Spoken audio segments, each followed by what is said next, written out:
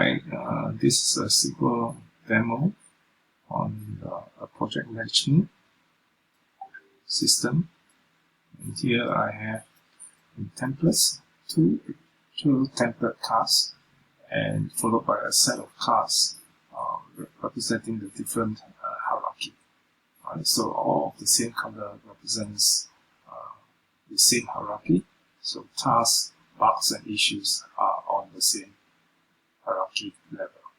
Okay, so if this project represents if this board represents the project, then you can create a sub-project using the sub-project card.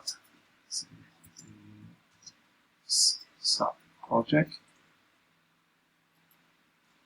and automatically new cards created with all the relevant checklists, and you can create activity 1,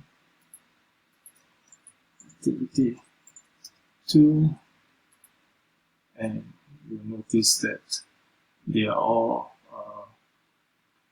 linked, automated. So let's see. Alright. So all converted into links, and you can go back to activity 1, activity 1, you can go back to activity 2, and likewise can go back to the project. And let's assume there's an issue on activity 2, we can add an issue, spotted bug. Right, so once the bug is created, likewise it's also linked to activity 2, so you can go to the spotted bug issue, you can see there is an issue, likewise you can go back to the activity.